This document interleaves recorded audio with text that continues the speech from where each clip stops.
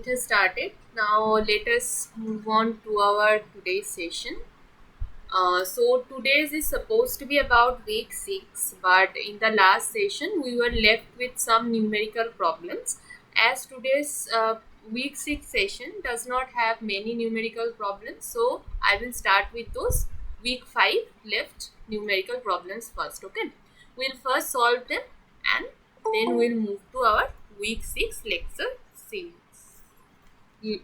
session. Okay, if you can't hear, tell me. I'm trying to speak louder. Okay, so let me present my slides.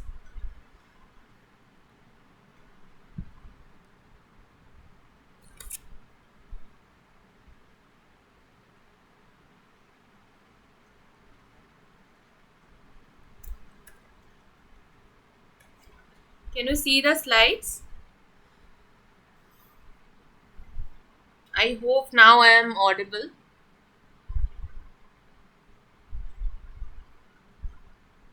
Can you see the screen? Okay. So let us start with the week 5 lecture numericals, and then we will move to the week 6 lectures. Okay. So we are actually left with two numerical problems. So this is the first one. Actually both the numericals will be of the same question. So let me read it out. It states that the intrinsic viscosity of polystyrene of a molecular weight of 3.2 into 10 to the power 5 in toluene. So with what is mentioned, molecular weight is mentioned, and the solvent at 30 degrees centigrade. It is also mentioned that the intrinsic viscosity under this condition is 0.846 dl per gram. Okay.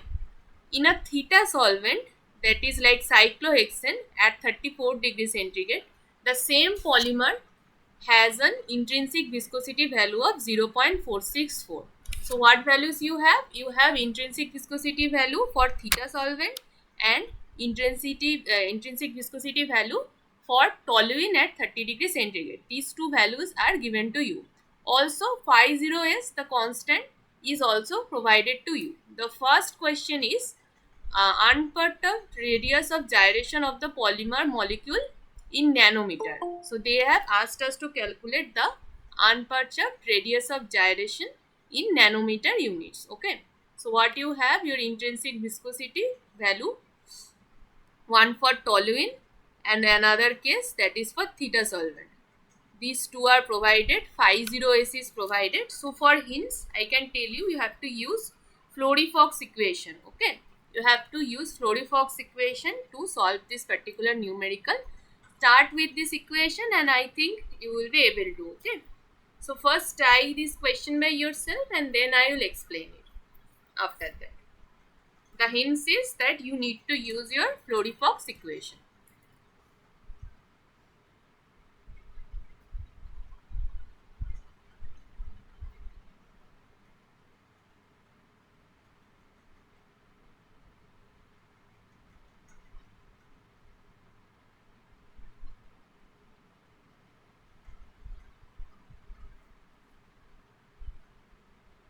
You know your Florey-Fox equation is intrinsic viscosity is equals to k theta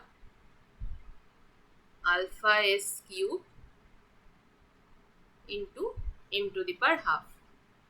You need to use this particular equation to solve this problem.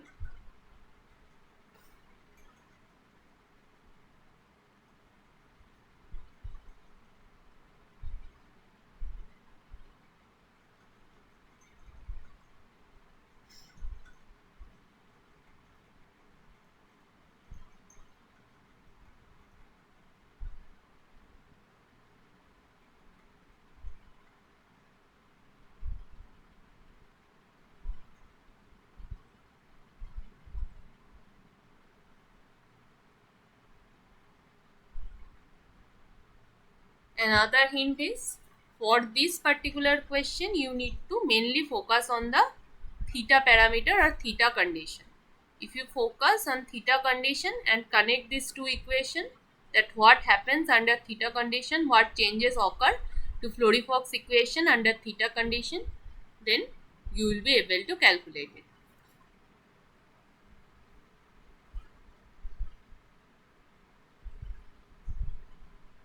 Okay, I have one answer, 36. Okay.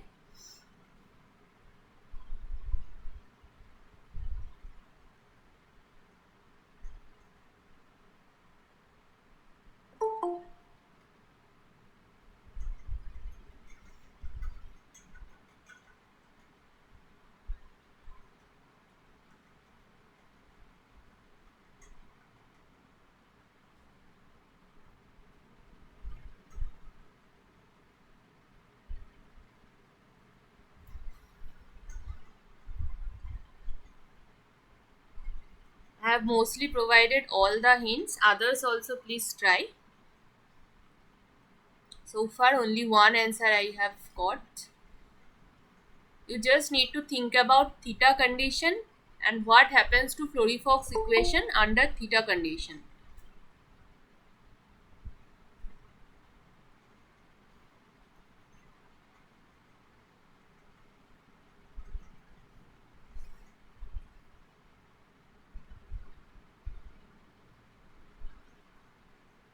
Another hint is k theta is equals to,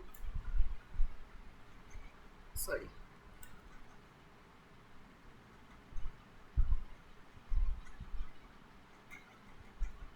y0 is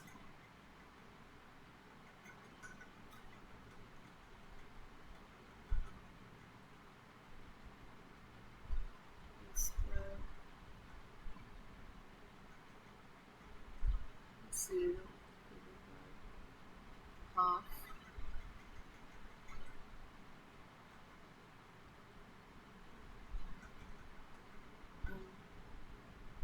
to the power half.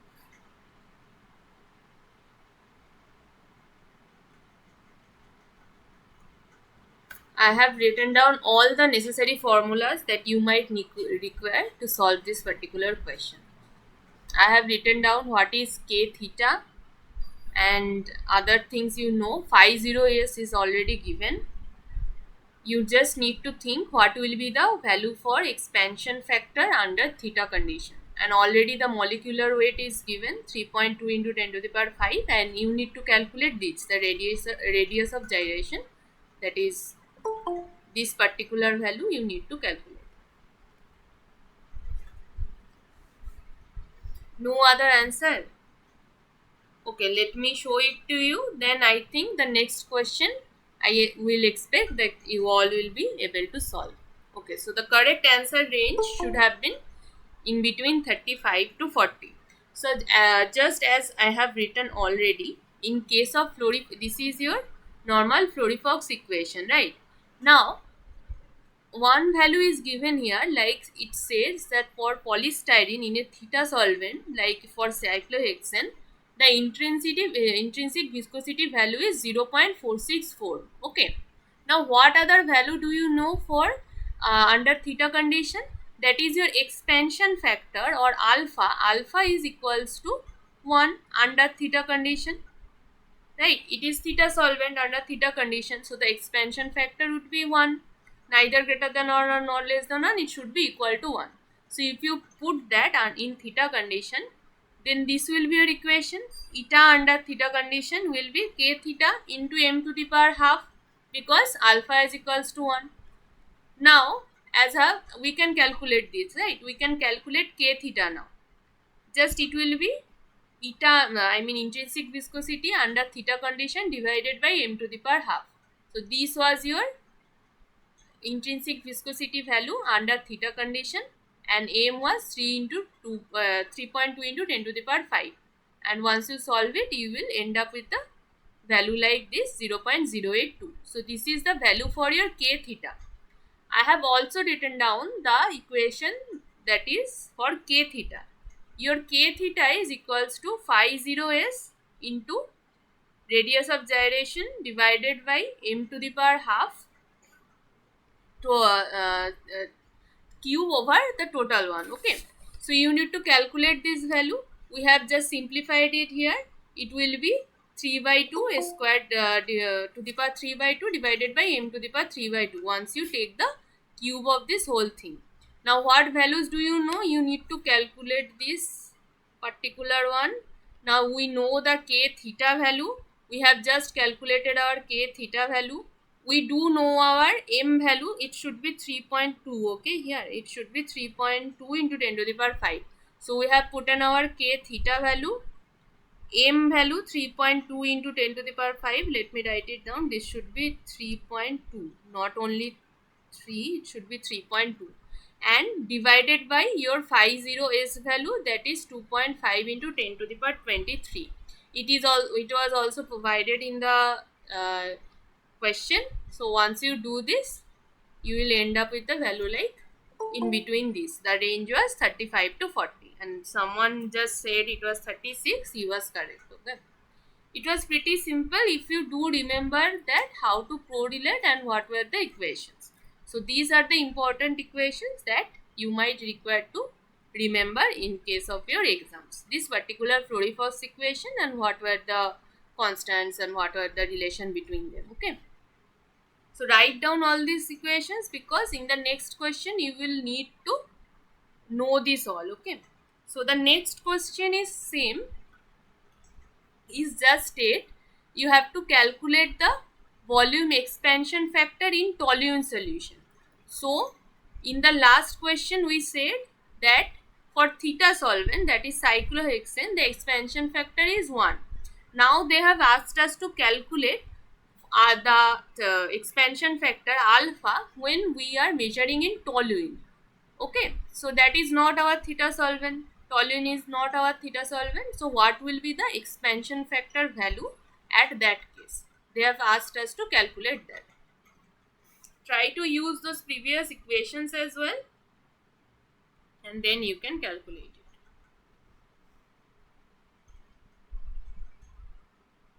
it. It is actually much simpler than the last one. Just use the same equation, same Fleury-Fox equation, and you will be able to get the expansion factor value in toluene. This one I will not just show easily because last one I showed and only one answered this correctly this time. Please try to answer it. It is pretty easy.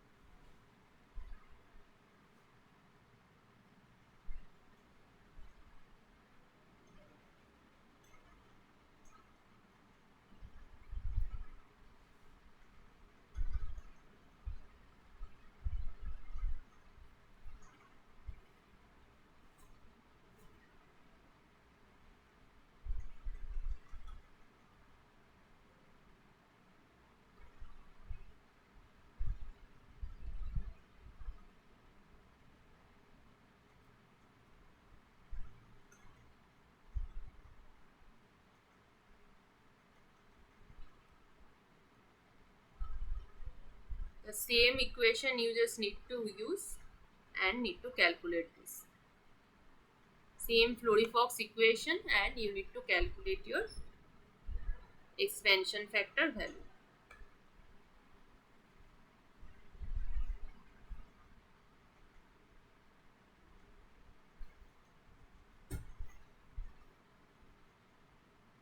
This one is pretty easy. Come on, someone at least try to answer it.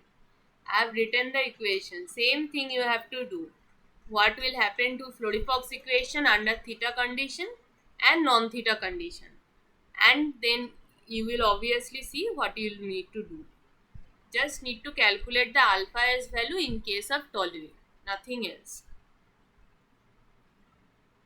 Okay, one answer I have got is 1.25, but the same person had answered this question as well.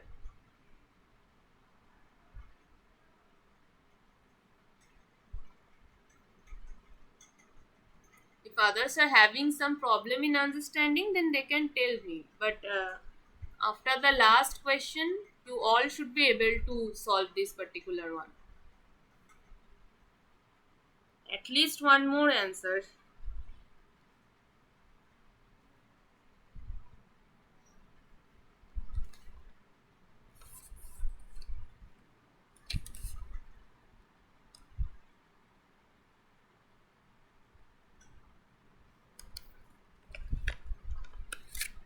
So what is the problem here? You just need to calculate the expansion factor in toluene. So suppose we don't know what happens in case of toluene. We don't know what is the expansion factor in case of toluene. Fine. But what we do know, one second, is eta theta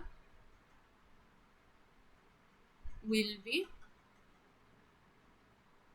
the alpha value will be 1. So in that case, it will be k theta m to the power half. This part we all know, right? Under just theta condition, you will have alpha is equals to 1. So eta theta will be k theta m to the power half. Now m value for both of these polymer is same in both this condition. K theta is also same. Now if you just divide those two or take a ratio of these two, what it will be? Eta at for toluene divided by, suppose, eta at theta will be your alpha S cube. So if you just divide the intrinsic viscosity value of these two, you will get your alpha S cube, and just you have to take 1/3 of it. So you will get your alpha S, and in the question it is already provided that for toluene what is the intrinsic viscosity value, and for theta solvent what is the intrinsic viscosity value. You just need to take a ratio and then take a 1/3 of it. It was just this much, nothing else. The same thing is written here as well, just in a different format. In terms of, the k theta has been, if you replace k theta, you will end up with an equation like this. But ultimately the thing is same. If you just divided those two, the only parameter that you are left with, it is alpha S cube, because in theta condition the alpha is 1. So obviously, if you just take a ratio of these two or divide them, only thing will be alpha S cube. So alpha S will be 1/3 of your eta by eta theta, and you already do know what is the value. What is the value for eta for at toluene, and what is the value for eta at theta solvent. So if you take the ratio and calculate it, it will be coming around 1.22. So yeah, the correct answer should be in the range of 1.2 to 1.25. So again, I just got one answer. I can understand the last question was might be a bit difficult if you don't remember the formula. But if you just remember the Fleury-Fox equation, it was pretty easy, right? I don't see any problem you should face in this particular question. Okay. So okay, if you still have some queries regarding this question, feel free to ask. So let us move on to our next question, or rather I should say that week 6 lecture session, that the questions that will be coming from week 6 lecture material. Okay. So first I will just quickly, so we'll try to quickly solve some MCQ question and then move on to the numerical problems again. Okay. So this is the first question from week 6. It states that a scientist wants to determine weight average molecular weight of polyethylene oxide, MW of polyethylene oxide, which is in the range of 1 into 10 to the power 5 to 5 into 10 to the power 5. Okay, this is the range of MW value, weight average molecular weight. You have to very careful regarding this word. And it is asked that out of these methods, which method will be appropriate to determine this. Okay, out of these measurements, which will be appropriate to measure the MW value within this range. Okay. See, is it like that if, because it is week 6 lecture session, so everybody just read the lecture 6 and forgot the lecture 5, something like that? I mean, everybody is able to answer this particular question. It is very good that you are all are able to answer, but no one was answering when I asked a question from week 5. Okay. So I got the answer, it is D. And yes, the correct answer is light scattering method.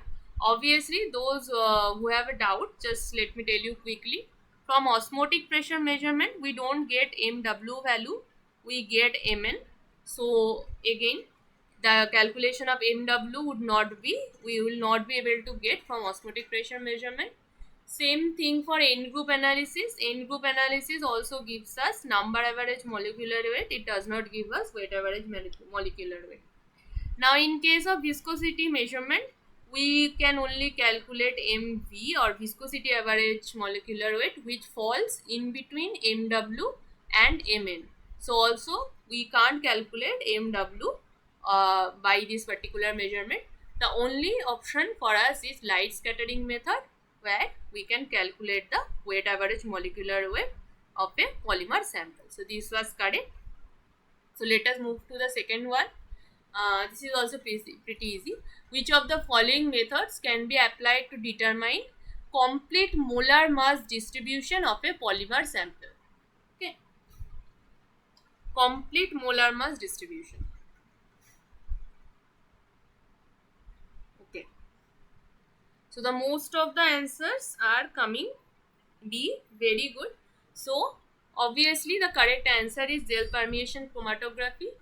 So it has stated us to get us a complete molar mass distribution. So we need to know each of them like MW, MN, MZ, MV, etc.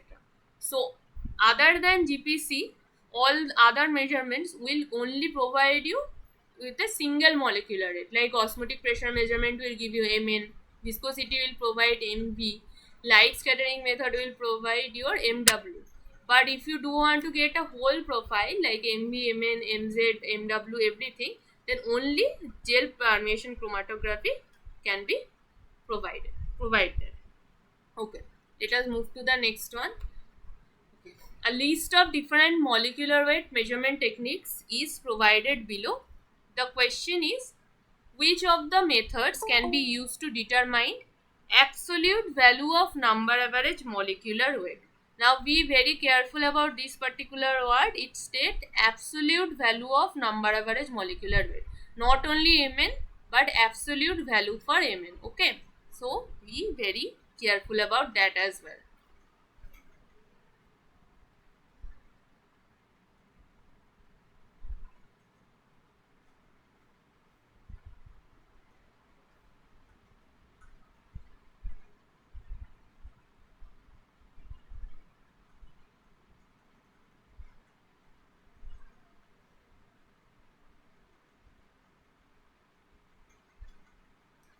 Okay, I have one answer B. Okay.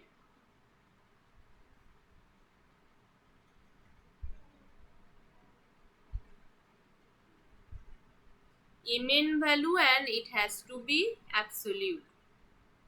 So be careful with both of these. You have to know that it provides number average molecular weight and also an absolute value. Okay. I have two answers that are stating C. Fine.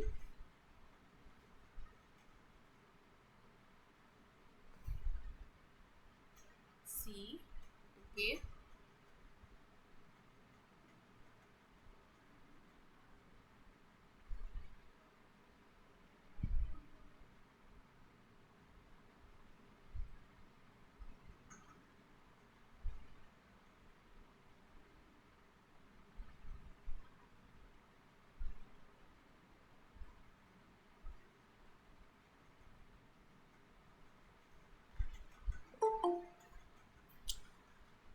Five answers so far.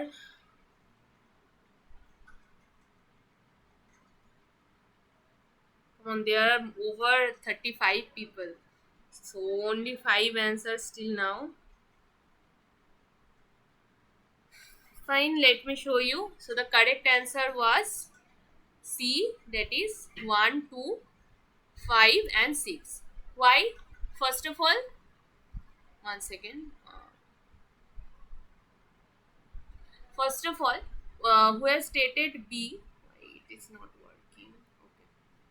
B will not be the correct answer. B states all above except 3, 4, 5. So in option 3, you have viscosity measurement. It does not provide you with a number average molecular weight.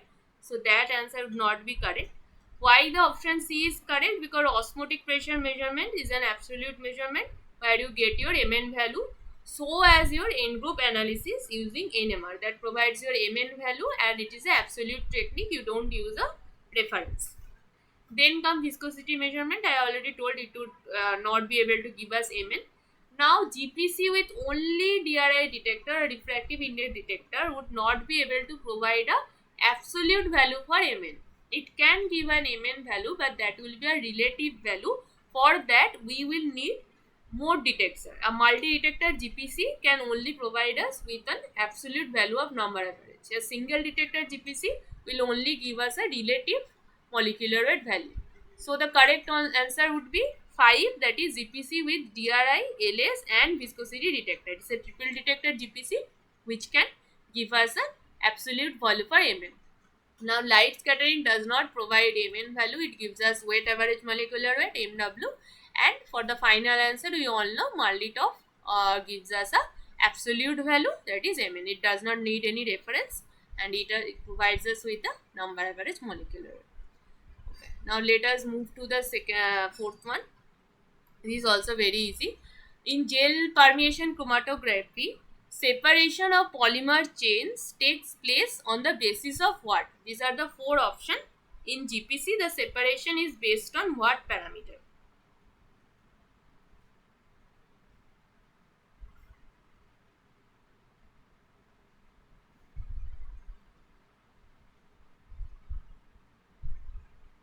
Okay, I have one answer, five answers. Okay.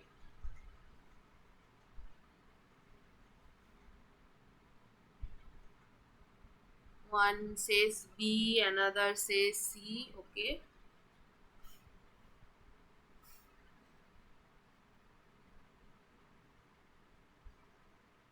It is just a basic question about GPC, the basics of GPC.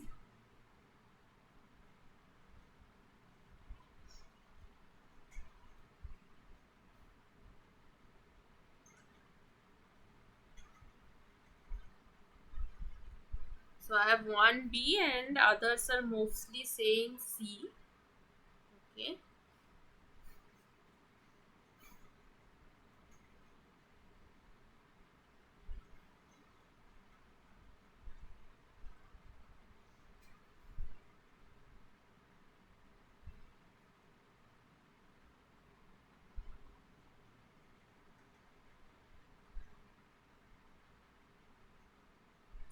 Those who are not answering are it is because that they don't know or they don't want to answer, because very few people are answering it. So I can't understand whether they are not understanding it, so they are not answering the question, or they don't want to answer it. I don't know.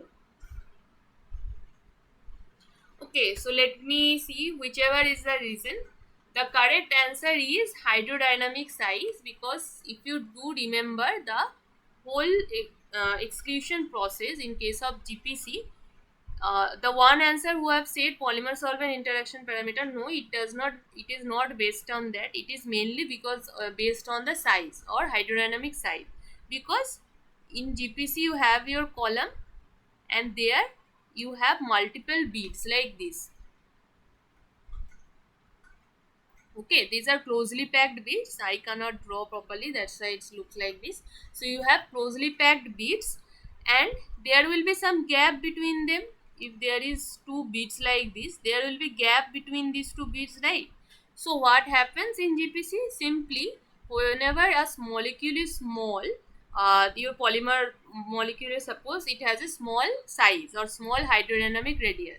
In that case, it will have a higher probability to go in between these gaps and spend a longer time between these gaps, okay, of these beads.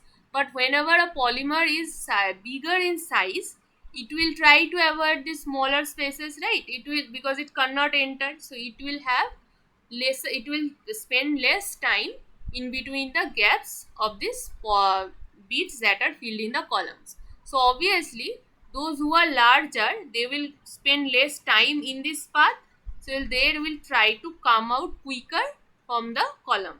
So you will get them first and later the smaller molecules will come out. So as the size decreases, so there will be more delay in the time, and as the size increases, the easier they will come out from the GPC column. Okay, so that was the basic principle of GPC. So the correct answer was hydrodynamic size. So this is the fifth question. It states 4 monodisperse polymer samples of same molecular weight. So this is your important point. Are determined by light scattering, okay, have different shapes in THF.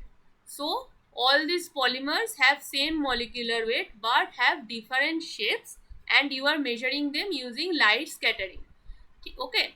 So the shapes are coil, extended coil, rod and sphere.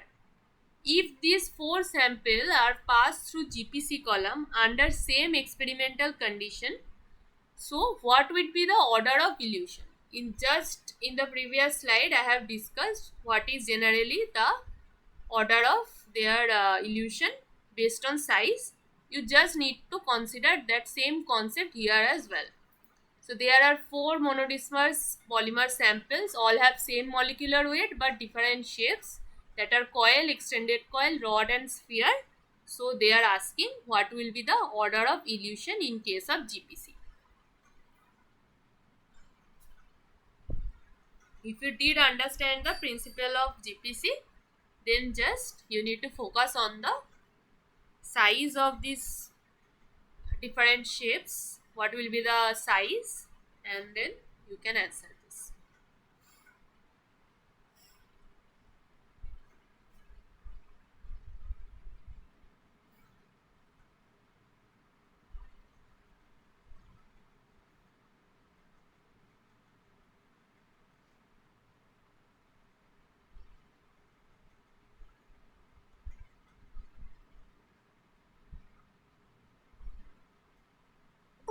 Okay, I have one answer, it states D.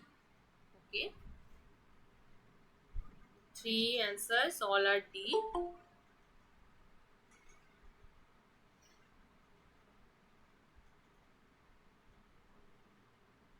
4 answers, I guess, all are D currently.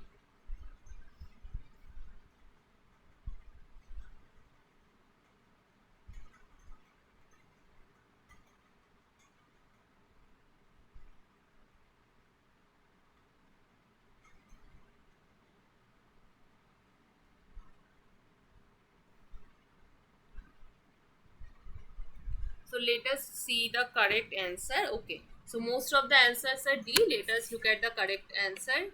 So yeah, the order of elution, I think it has D should be correct, I guess. I think the option is something wrong. The correct order of elution should be D. So I think I have just placed the box wrongly. So this is not right. The correct option should be D. Okay, because as I have just said that the separation is in GPC is based on size. The larger the size, they will come out easily. So obviously when the molecular weight is fixed, the highest size that will get, you will obtain for a rod. If it's shaped as a rod, right, then you have a hydrodynamic volume like this around the rod. So the hydrodynamic volume will be much greater. Extended coil means, suppose it has in something like this, extended coil version. Coil version will be something, look something like this, coiled one, and sphere one will be something like this. So obviously, if you look at the shapes or think about their shapes, you can obviously see this rod has the highest hydrodynamic size, followed by extended coil, then coil, and lastly sphere. So their order of illusion will be this: rod, extended coil, then coil will come out, and last sphere will come out. Okay, so the correct answer should be D. This is a very easy one. So it's a straightforward question asking in multi, no, it not, it will be multi top. Okay, in multi top mass spectrometry of polymers, the matrix generally used is what? It is just a straightforward question.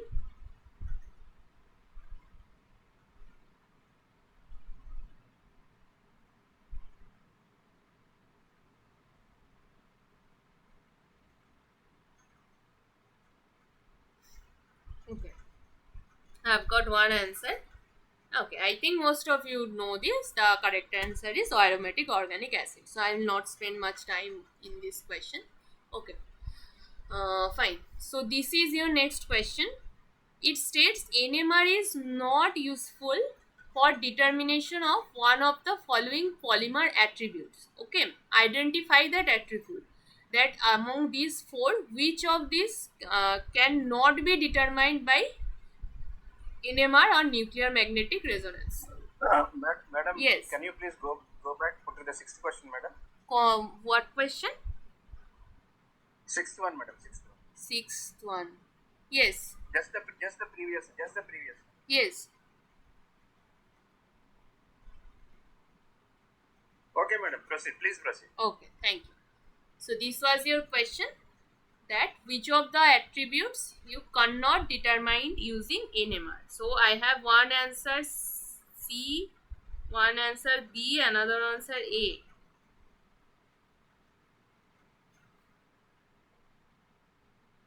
Very different answers are coming.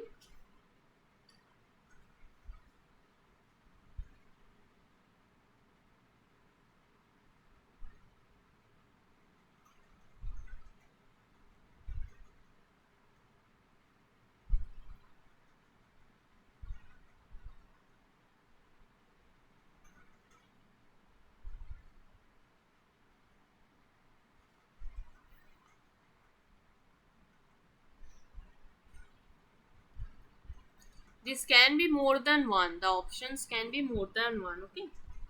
Okay. So one I am getting B. Okay.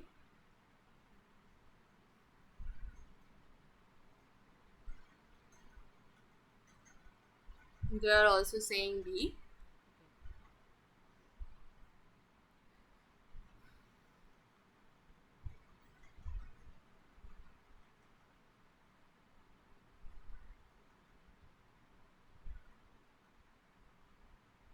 Okay, so correct answer for this should be molar mass distribution, and also actually the last answer option should also be correct. So NMR first of all does provide you only with number average molecular weight. It does not provide you weight average molecular weight. So this option should also be included. And next, coming to molar mass distribution, because obviously you will not get your molar mass distribution, and it only gives you Mn. So this answer is also correct. Now the fourth option is copolymer composition. Obviously you can get the composition of your copolymer from NMR.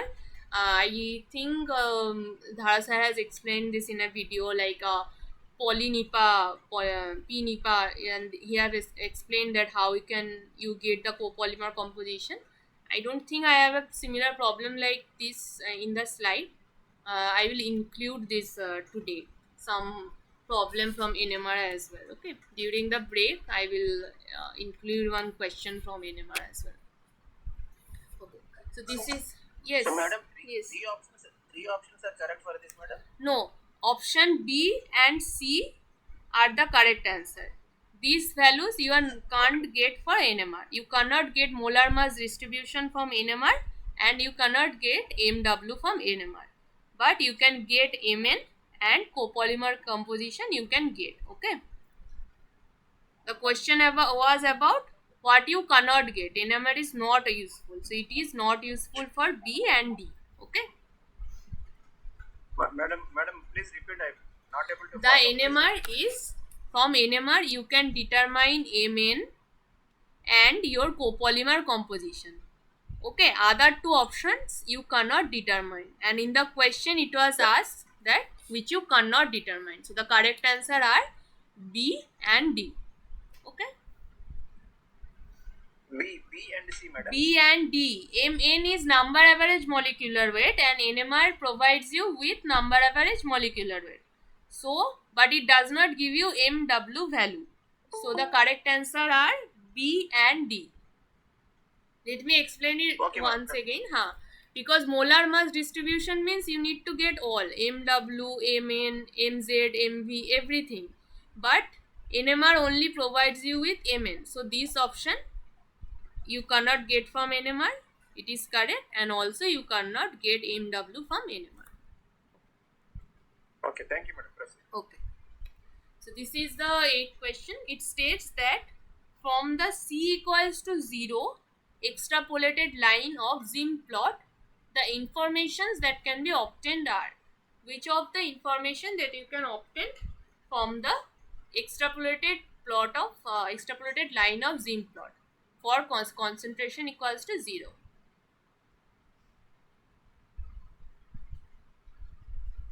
It is also a pretty straightforward question. I think you all will be able to answer. Okay, C. Okay, so let's not spend much time in this. You can MW from C equals to 0. I think many of you just stated theta equals to 0. There was two plot. I think if I do have Zim plot here, the correct answer should be A, because most of you answered the MW and A2 that you are speaking about, that is for theta equals to 0. So Zim plot was something like this. I cannot draw it correctly here. So in one place, like, let me show it if I have it. Okay. In one place you have theta equals to 0, and in another place you have C equals to 0. The question specifically asked that what you can get from the C equals to 0, C equals to 0 extrapolation. If it had asked for theta equals to 0 explanation, then this answer would have been correct. But for C equals to 0 extrapolation, you can get MW and RG. I cannot write the whole equation because it is pretty big, the Zim plot equation. But if you go to back to the slide, you can look at it. You can get both MW and RG for C equals to 0. Okay. Okay, it is already written here, so that will be easier for you. Most of you answered what, that A2, that will be true when theta equals to 0. But in this case, they have stated C equals to 0. So this part will not appear, right? 2A2, C3, A3C, this will all be 0 because C equals to 0. So you will only be able to get MW and this RG value, right? Okay.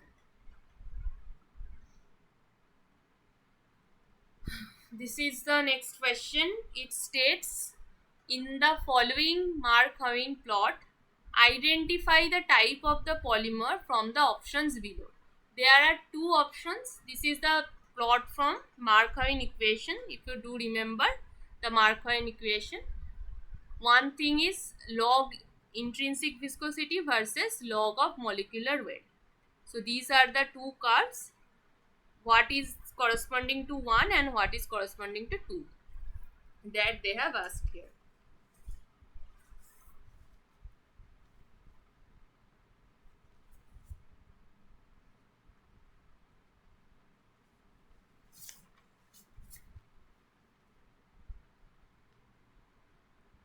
B, I have got two answers. They are saying B. Does everyone have same questions, or we will even get some shuffled and different answers to different questions? In exams, No, ma'am. Now in this assignment, I don't have this question. I checked it twice, but I don't have this question No, actually. no, no. This is not necessary. Like every question you'll have from answer. This is not in your assignment. This is I have just put one from the slides. Okay, ma'am. Okay.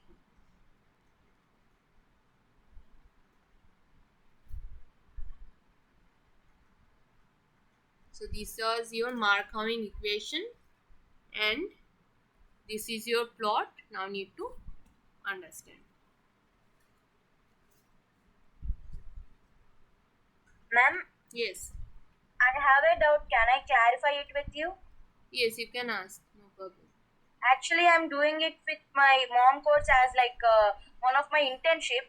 I didn't do first five assignment because I lost my phone or something. My issues. I was only present for these two last two assignment. Will I be able to select? I mean, qualify or like eligible to write the exam further to get passed? You have not answered up to assignment 5. Yes, ma'am. Yes. Okay, then let me do something. I will forward your problem to the team. They will be able to answer it. Okay. Just after this class, I will write a mail to them. You can also mail me your information. Okay, your name and everything. Then I will tell them that the student is facing this kind of problem. Actually, And I'm doing it with my college. I didn't do my internship. I'm doing my master's. So it is required for me to pass this exam as one of my subject. But I couldn't take my first five assignment because I was not here. I went to my native place because of some issues. So I have been only writing. I started from this day only today to see my assignments and write everything. So I didn't attempt first five. Will I able to qualify to write the exam, or should I get something, or I don't know what to do? That is what I'm okay, okay. So asking you. yes, I do understand. So you write these things in an email and send this to me. Okay, in the SWAM portal, you have registered already, right? So you can just Yes, ma'am. Yes, ma'am. yes, you Yes, can ma'am. send me this email to the SWAM portal, and I will forward to this to the NPTEL team, to the direct to the IIT Madras NPTEL team. So they will be able to give a clear answer to your question, because I am not handling the exam or everything. Okay, the IIT Madras is handling. So I can just forward your query in that case. They will be able to answer Ma'am, can quickly. I get your email? You can just mail it to the SWAM portal that directly gets to my email. I get those all those emails in my personal email as well. Okay, ma'am. Okay, so coming back to this particular question, so most of you have answered. The correct answer is B, and yes, the correct answer is B, because you have already read that for branching, or as the polymer gets more and more branch, the hydrodynamic volume that is equipped by these highly branched polymers becomes smaller. So you have your intrinsic viscosity value small. So as your intrinsic viscosity value decreases with branching, so obviously the MV will also decrease with branching. So that was the thing. So if we plot it like log of intrinsic viscosity is equals to log of K plus A log MV. Okay.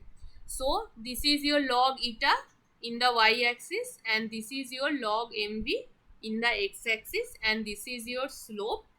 Obviously, as I have just said, the VH value or hydrodynamic volume decreases as you increase the branching of a polymer. So your molecular weight decreases, and you can clearly see it from here that the second one has less slope compared to the first one. So obviously the correct answer will be first one will be linear and second one will be hyper branched. Okay, moving to the next one. It is also a very straightforward question. It states hydrodynamic diameter of a polymer in solution can be obtained by which of this method mentioned below? Hydrodynamic diameter or DH. I think you all know this, so it will be a quick question.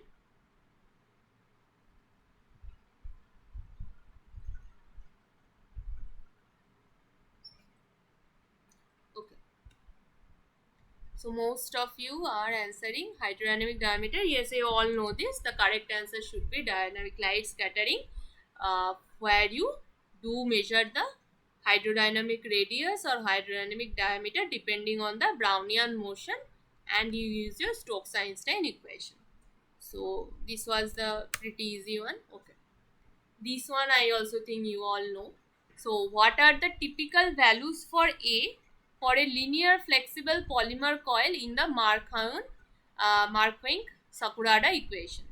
Markowing-Sakurada equation is same as Markowing equation. Sometimes it is also called Markowing-Sakurada equation. So just in the previous to previous slide, I have written down the equation for Markowing equation, that is eta is equal to k mv to the power a. So they have asked what is the range from A.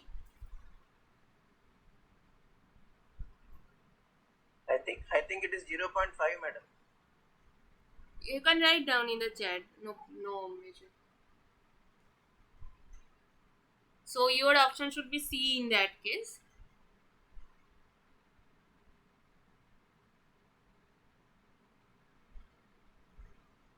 D, okay.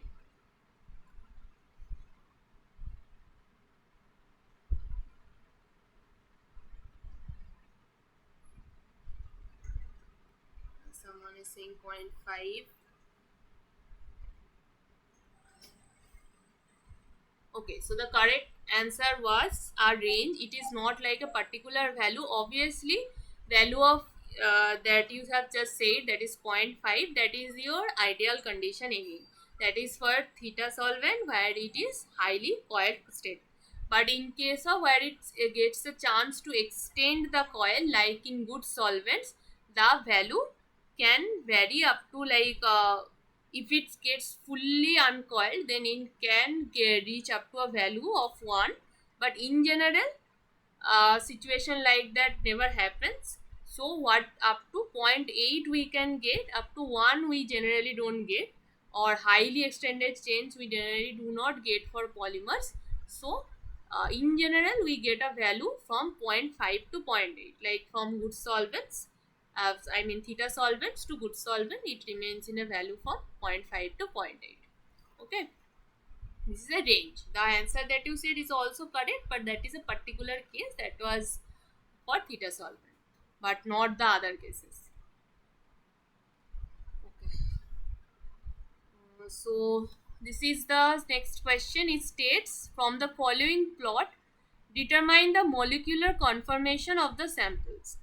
This is the plot of log of Rg versus log of molecular weight, radius of gyration versus molecular weight, and the slopes of all these straight lines are given. You have to say that which of them or which one of them have which kind of shape or the molecular conformation. That should be 3.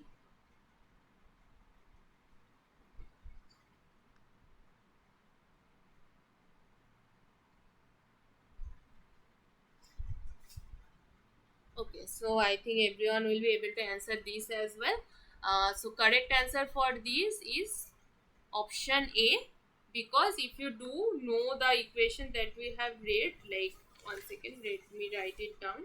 So for spheres, Rg cube is proportional to M. For random coil, Rg square is proportional to M, and for rods, Rg is proportional to M.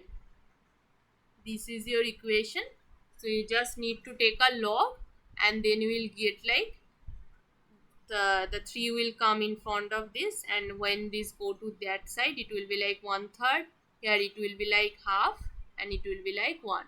So the line that has slope 1 is for the rods or rigid rods. The slope 0.55, that would be for coils, and for spheres the slope will be 1/3. So the correct option is A. Okay, I think this was taught in your slides as well. So correct option for question number 12 is A.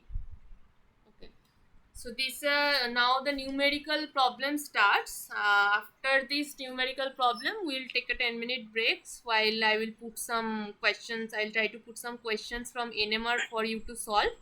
Currently, solve this question and then we'll take a break while I'll prepare some more questions on NMR. Okay. So this particular question states two ends of each polymer molecule of a sample of nylon 6 are capped with COOH group. So we have a nylon 6 molecule where the two ends are capped with COOH groups. And when you titrate 4 gram of this polymer, you find that there are 4 into 10 to the power minus all of you can please kindly turn off your microphones.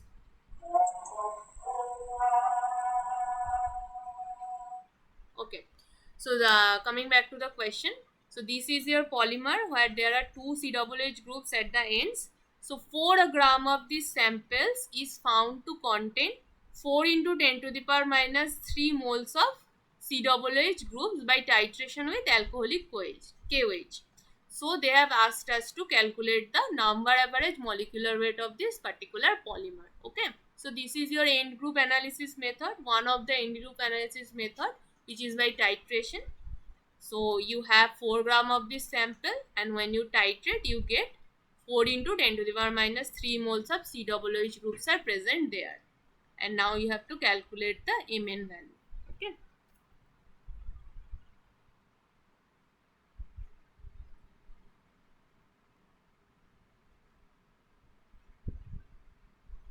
Okay, I will go back and show you question number 9 and 10 after this question. Okay. Currently we have one answer that states 1000. Okay. Let us wait for others for them to give one answer.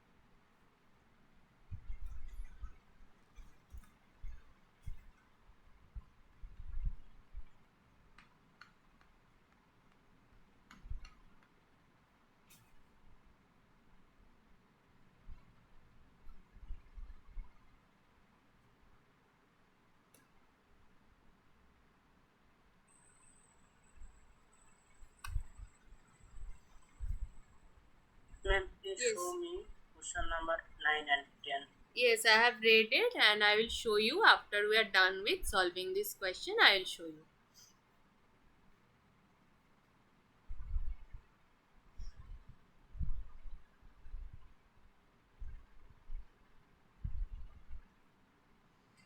Okay, so far two answers I have got and they are okay 1000, 1000. Another answer is 2000. Okay.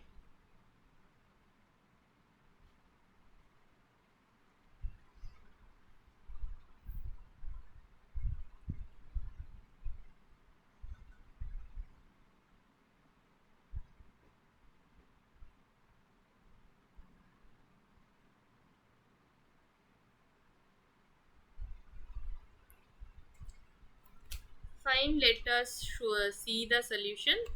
So obviously we do know that there are two COOH groups per polymers.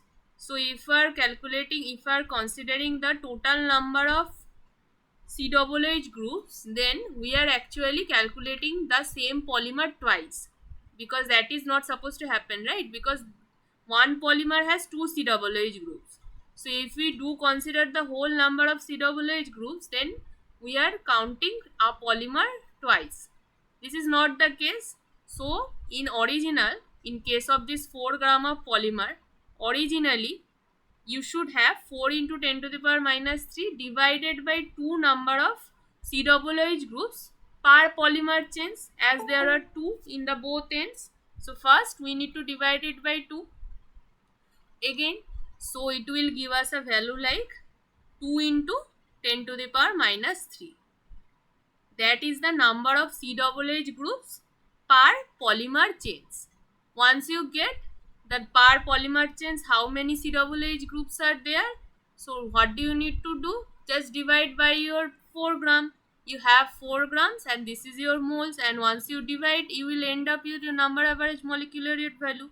So thus the only trick was that you should not divide by 4 into 10 to the power minus 3, because in the first line it was mentioned that each polymer contains 2 COOH group. So this was the only trick, that if initially you need to divide it by 2 to get the number of COOH groups per polymer chains, because if you do not, then you are actually counting two polymers or same polymer twice. So initially you need to divide, and then 4 divided by 2 into 10 to the power minus 3 will give you a value like 2000 gram per mole. Others thing, I think all of you did the same thing, but some of you did not consider the fact that it had two COOH groups at the end, and those who did, they get the correct answer. It was 2000 gram per mole. Why 2 into 10 to the power minus 3? Why 2 into 10 to the power minus 3 is because of this reason. 2 ends of each polymer molecules are kept with COOH group. So when you are titrating and getting a value, you are getting, suppose you are getting a value like 10 COOH groups are there. Suppose when you are titrating, you are getting a result like there are 10 COOH groups. But originally your polymer has 2 COOH groups at each end. So originally, instead of 10, that means when you calculate COOH group is 10, that does not mean you have 10 polymers. It means you have 5 polymers in your solution. Although you are getting a titration like for 10 COOH groups, but as it has the COOH groups in both the ends, so there are not 10 number of polymers but 5 polymers that are giving you the titration value. That's why we need to divide it by 2. Okay, fine.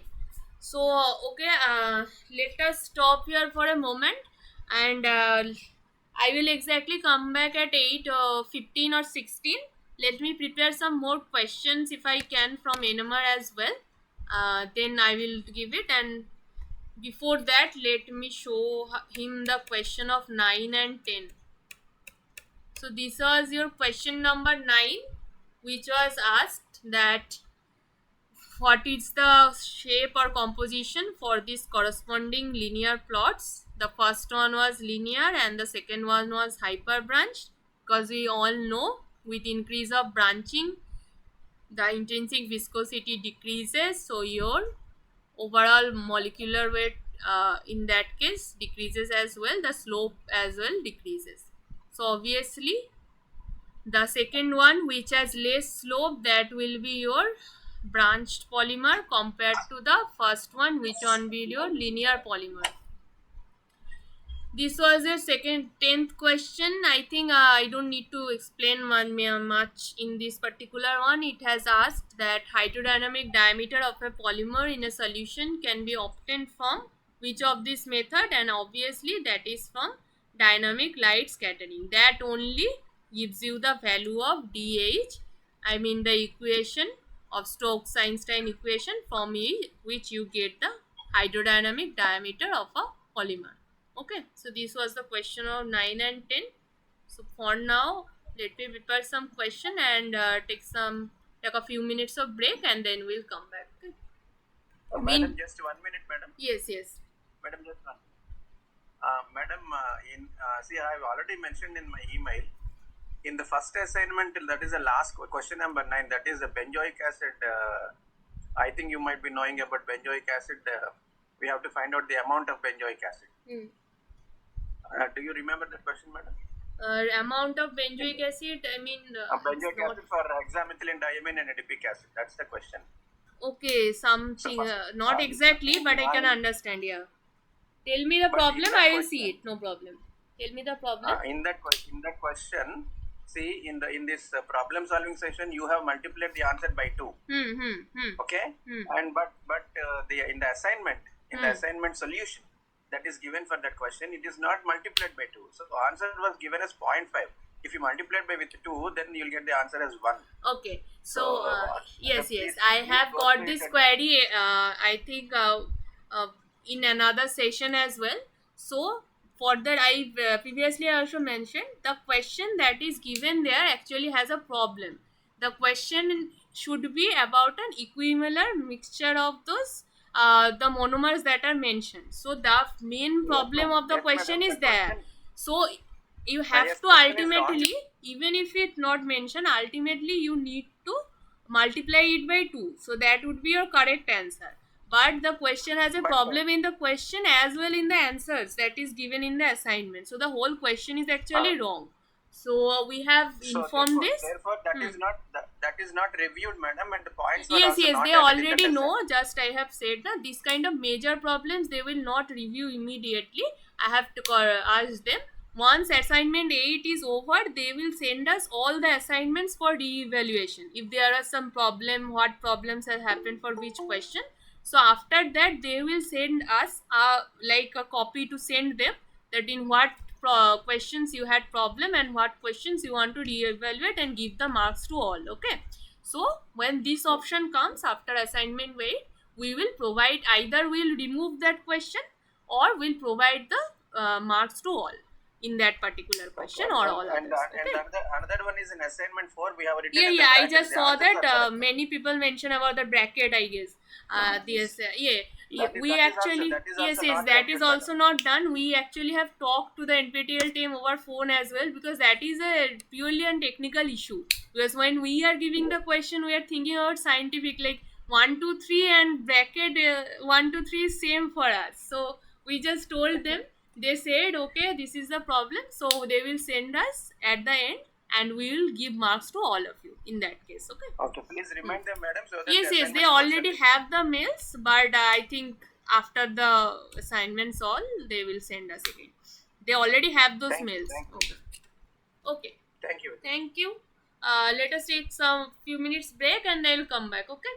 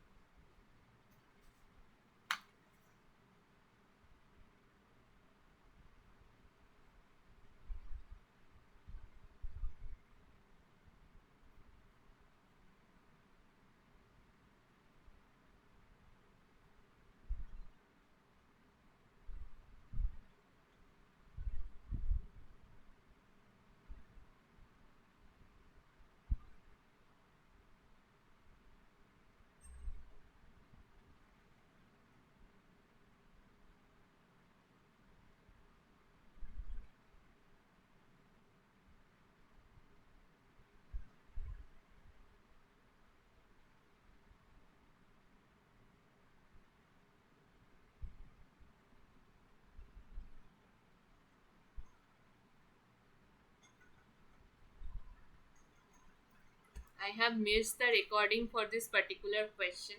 So if you have any doubt, ask me in the chat box. I will explain it again. I forgot to keep the video on again. So this is the next question.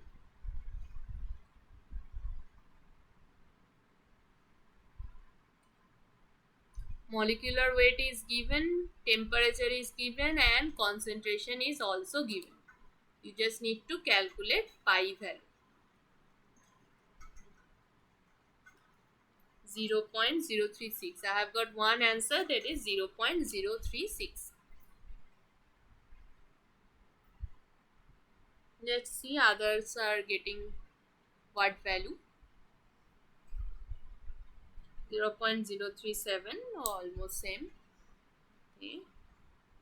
0.036. Okay.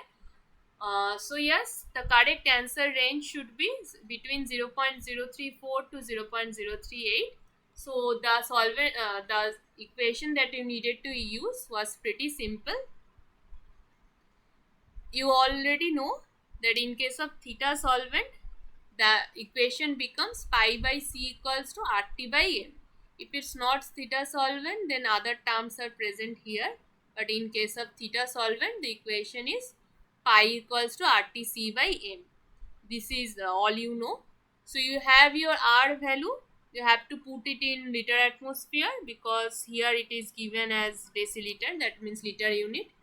Your temperature is 25 degrees centigrade. You have to convert this into liter or this R value into deciliter. Otherwise you can do that, anything. So it is 15 gram per liter, and your molecular weight is 10,000 gram per mole. So once you convert them all to the correct units, you will end up with the pi value as 0.03788. I don't think you get 0.076. Did you miss something? I mean, you put some value, I guess, wrong.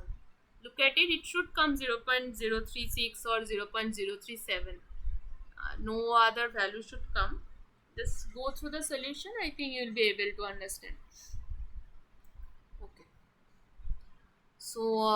So again, for exam purpose also, you need to remember this equation. So all the equations that I am using here and in the assignments, those are important for your exams as well. Those equations you do need to remember. You cannot forget them. So moving to the next question. It states the relative flow times, that is T by T0, of polystyrene sample in THF is given. So this is the corresponding concentration of the polystyrene sample, and this is the relative flow times or T by T0 values. Okay. The MV of the samples or viscosity average molecular weight of the sample you need to calculate, where you have given this equation. The relation between the intrinsic viscosity and MV is provided to you. They are related by this equation. Okay. So you need to calculate this MV value from the data that you are provided with, that is concentration and T by T0. So you need to calculate it. I don't think you all will be able to solve this immediately, because you will need to plot two datas in Excel or something. So rather let me just show you the solution, because I don't think you all will have Excel or something currently. Let me explain the solution rather than you guys explaining it. So okay, so what we had the concentration values and our T by T0 values, which also we can take for eta by eta 0 values. Fine. So once you get your relative viscosity, this is your relative viscosity. So these two data were provided to you in your question. Concentration you do know, and relative viscosity was provided. So you know, to calculate specific viscosity, you need to do relative viscosity minus 1. Eta r minus 1 gives you specific viscosity. Now once you divided this by eta specific divided by c, you get your final one, that is intrinsic viscosity. You all know this. So this was your equation. eta specific by C is equal to this equation, where you can calculate intrinsic viscosity and the Markov constant as well. So the main thing that you needed to do in this particular question is you need to calculate eta specific viscosity and eta specific by C. And once you plot eta specific by C versus concentration, so this will be a plot of eta specific versus concentration, from which you get the intercept and slope, right? So if you look at this equation, we can see, so if it is your y, it is your m, this part is your m, this is your x, that is concentration, and this part is your c, that is the intercept. So if you think like that, the intercept value that we will be getting, that is your value for intrinsic viscosity. So once you plot eta specific, let me write it down again, eta specific divided by C versus C, and get the intercept value from this graph, you will get your intrinsic viscosity. So when you plot this in Excel, you will get your intercept value is this, y equals to mx plus c, this is your slope, and this c is your intercept. So your intercept is 1.333, so your intrinsic viscosity value will be 1.333. Fine. So in the equation or the question, they have asked you to calculate the value for mv. That was the first question. So once you put the intrinsic viscosity value here, you will be able to calculate mv, that will come around the value like this. Okay. So I think in the exam what will happen, because you won't be able to draw this straight line or anything in the Excel, but what they can ask you is they can provide this curve to you as well. Okay, so they will simply provide you this curve and also show you the slope and intercept, but you need to know that what is the value of your slope and what is the value of your intercept, that you must know. Okay, so that is the main thing, because if you do not remember this particular equation, even if I give you this curve, you will not be able to tell which one is the intercept and which one will be your slope value. Okay, so you do need to remember this particular equation, and once you know this, after that you can obviously calculate that. So suppose if you are not have to plot this, but we can give you this particular plot and ask what is the value for mv.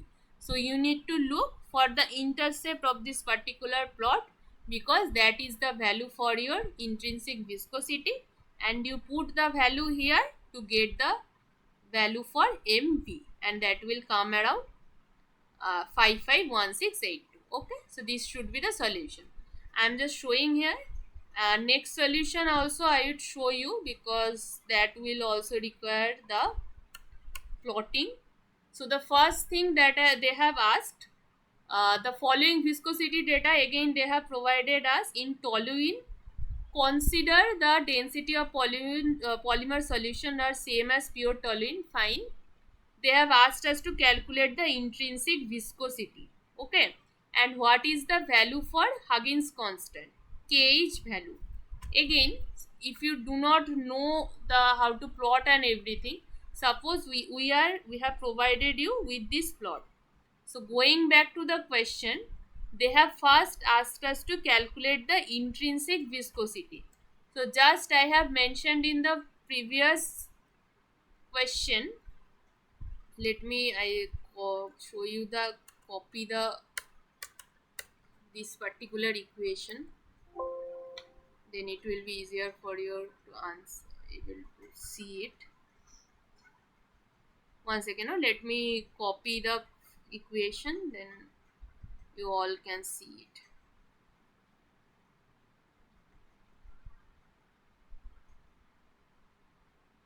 Okay, so again the same thing, this was your equation and the plot is provided to you, suppose. So you can definitely see it is written as y equals to mx plus c. So the m, this particular thing is your slope and this particular thing is your intercept. So as I have just mentioned that, you know, this is your intercept that you are getting from this plot. This is your intercept 0.8902, that is equal to the value for intrinsic viscosity. So what will be the first answer? That is, the eta value will be 0.8902. so if the plot is provided, you should all be able to answer this. From the intercept you can get the value for intrinsic viscosity. Now next question was to calculate the kh value. So obviously from where we can calculate the kh? From the slope. This is our mx part, okay. This is c and this is eta sp divided by c. So this is our m part, kh into eta square. You already know the intrinsic viscosity value from the slope. You already know that eta is equal to 0.8902. From the this particular thing, you already know the slope is this and intrinsic viscosity is this. And your slope's value is, it is given is slope equals to 0.2773. So 0.2773 is our slope. Our slope from this particular equation, we can see our slope is kh into eta specific square, that is our slope. So we already know the value for intrinsic viscosity 0.8902. We can put this here and our slope value is this.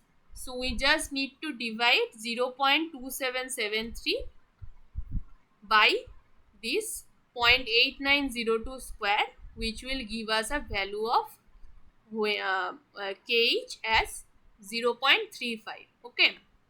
So if you have any doubt, ask me now. I will explain it again. But if you are provided with this kind of plot in the exam, you should be able to know that what is your slope, what is your intercept, and what does they correspond to. If you do know them, then you can easily calculate the kh and the intrinsic viscosity. Okay. Position, osmotic pressure and viscosity. Okay. Fine. So let us move to the final question. So I have put a question from NMR here. I think Dhara sir has already discussed similar problem like them, but I want to see that how much of that concept all of you have grabbed. So this is, I have taken the same polymer that he has discussed in the lecture. So we have a p-NiPa polymer. This is a polymer of NiPa. Now, one second. Okay. There is a C12H25 group, right? We can write this like, one second. We can write it like CH3. My writing pad is not working. CH3, CH2 and so on. One second. Is it not working? Okay, so my writing is not working properly. I don't know why. So suppose this is our C12H25 group. Okay. Now we can write this C12H25 as CH3, CH2, CH2, CH2 like that. Just as we write methane, ethane, propane, everything, we can brought this CH12H225 like this. Okay, this will continue. Like there will be another CH2, CH2, CH2 like this. Okay. So this is our polymer, and in the NMR I have shown you that these 3 protons comes around in this range, that is marked as C. The methyl protons or the 3 protons of this CH3 group comes here as C, okay, at 0.86, and the integration value is written as 3 as well. Okay, fine. Now there is this NiPa group which is actually polymerized here. the NIPA's, this particular hydrogen here comes at 3.96 and the integration value is also given as 85. So all you need to calculate is the number of NIPAM units per chain. So the CH3 that I am mentioning here, that is present only one per chain, because you can see only NIPA part is inside the bracket. So that is being polymerized. Other things are end groups. So end groups are only present singularly per polymer chain. So this CH3 group is present only as a single CH3 per polymer chain. So the integration for that single CH3 is written here as 3.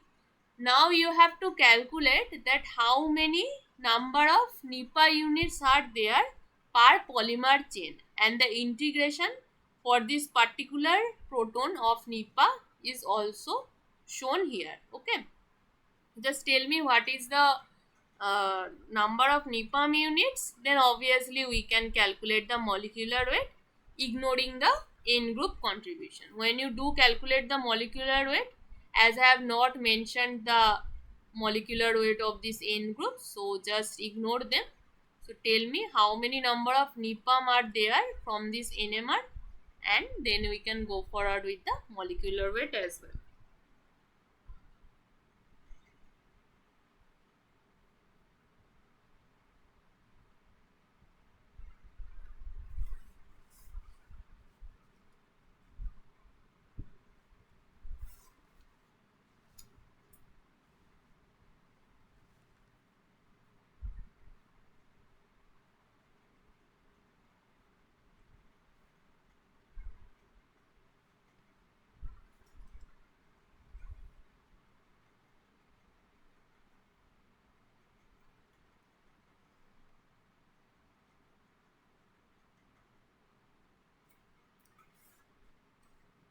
If you find out, then please tell me in the chat box.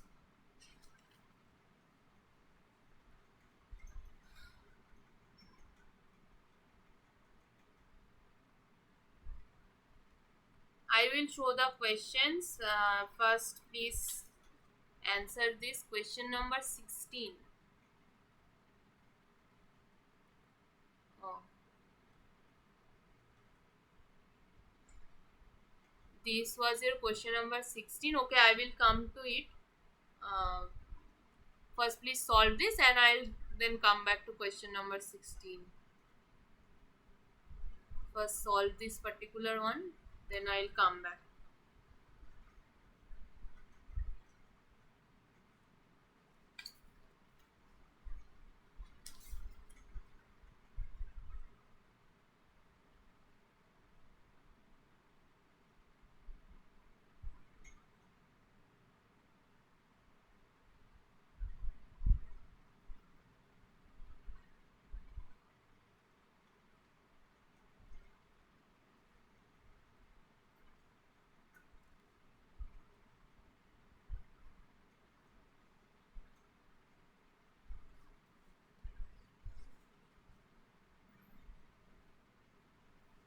Question number 17 and 18.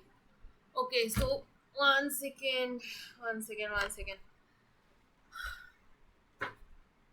Okay, fine. So let me first discuss the question numbers is 17, 18. Many people are asking the same question.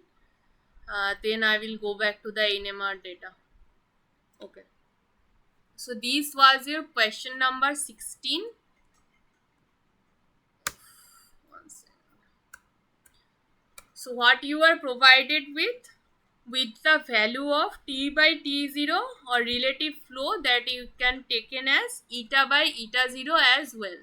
Okay, so this is your eta R. Okay, so that once you get your reduced relative viscosity or eta by eta 0, you can calculate eta specific. How do you calculate eta specific viscosity? You just get eta R minus 1. So once you do this, you get your specific viscosity as well. Fine. Now the concentrations were provided in your question, so you can calculate eta specific divided by C. Once you are done with this, go back to the equation of this where you can relate eta specific by C with concentration.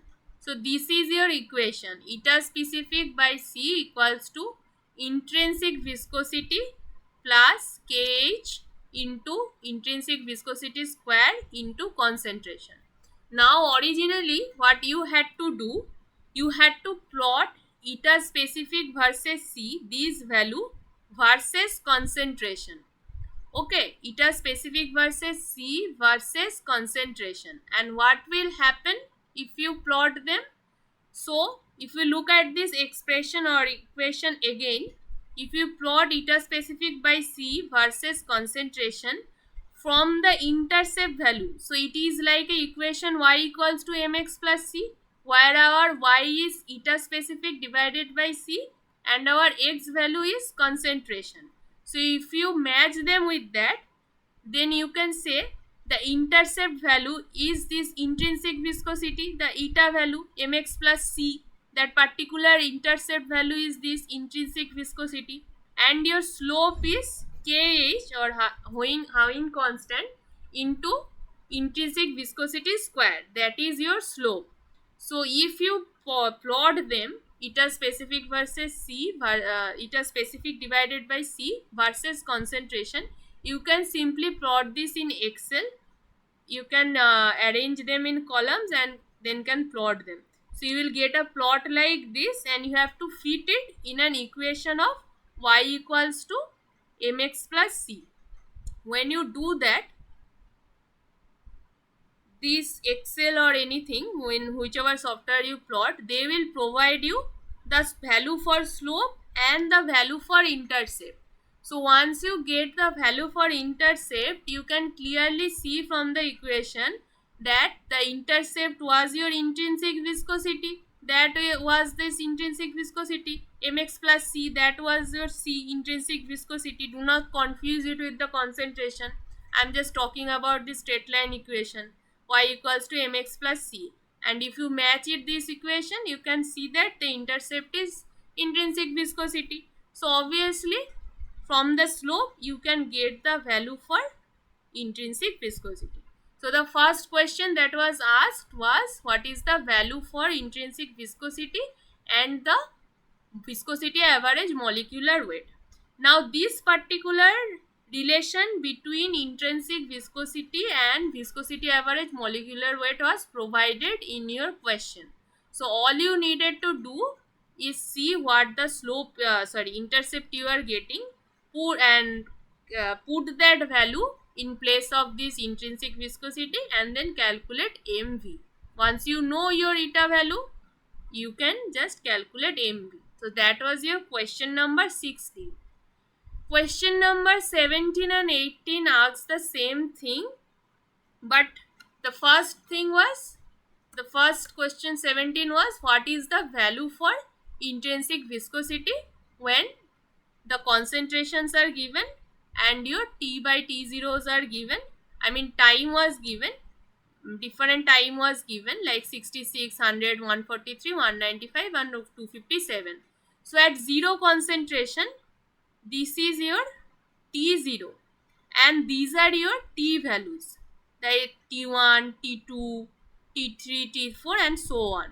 So what you can do is get a chart for T by T0, that is for the first one that will be 66 divided by 66, T1 will be 100 divided by 66, T2 will be 143 divided by 66 and so on. So you get your T by T0 panel. So that is equal to your eta by eta 0, that is your relative viscosity. Now once you get your relative viscosity, you do this eta r minus 1 to get your specific viscosity value.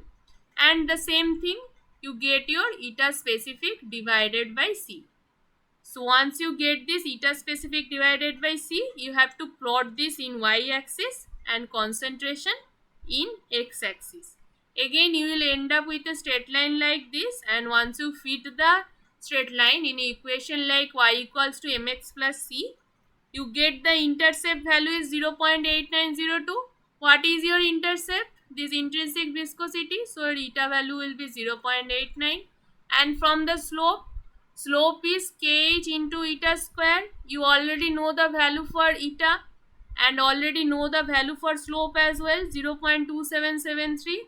So you just need to place it like this. Kh into eta square is equal to 0.2773, the slope, and all you already know your eta value is 0.8902. Once you place them, you will end up with a value as kh equal to 0.35. Okay, fine. So we don't have much time. Let me quickly discuss this question, and then I will end this session. You can ask the other doubts in the emails as well. So this question I have asked you that how many numbers of NEPA units were there in the polymer chain. Fine. So first of all, you see I said that these methyl protons, the 3 hydrogens of these CH3 groups come around 0.86. So what is their integration? Their integration value is 3. So this 3, or the area of integration, that is coming for how many number of protons? I have already said that this is for CH3. So in CH3 there are 3 hydrogen. So for 3 protons I am getting an integration value of 3, right? For 3 protons I am getting an integration value of 3. So for 1 proton, what will be the integration value? 3 divided by 3. So for 1 proton, the integration value will be 1. Obviously 3 divided by 3, that all you needed to do. So 1 proton corresponds to an integral area of 1. Okay, up to that is clear. After that we have to go back to NEPA unit. Now I have said that NEPA's this particular proton comes around this 3.96 ppm, and the integration value is given as 85. Now from the previous calculation we already calculated that 1 proton corresponds to an integration value of 1. So see, in this NEPA unit, the A type of proton, how many A type of proton are there? Only one. This proton is single one. A type proton is only one type proton is there. Only one single proton is there. Right? So, if one proton gives an integral value of this, and we already know for NEPA, this whole peak is coming from this single A type of proton. So obviously how many protons will give an integration value of 85? If one proton gives the integration value of 1, then how many protons will give an integration value for 85? Obviously there should be 85 protons, only then it will give you an integration value of 85. Okay, so our number of NEPA there is 85, because you already know the 85 protons that you are calculating are a single proton. This is coming from only a single proton. So the number of NEPA units that are present in this particular polymer is 85. Okay, so the correct answer was 85, and for molecular weight you have to just multiply 85 with the molecular weight of NEPA. It is something around 113, I guess. So you just need to multiply 85 into 113, and we will end up with the molecular weight. Okay, so now I have to finish this session quickly. You already know the reasons.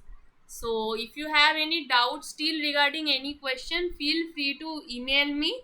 I will explain it once again, and I will upload the video in the YouTube at night as well. So you can go through the video again to understand all the question. Okay. So for that Thank you very much. Let's end to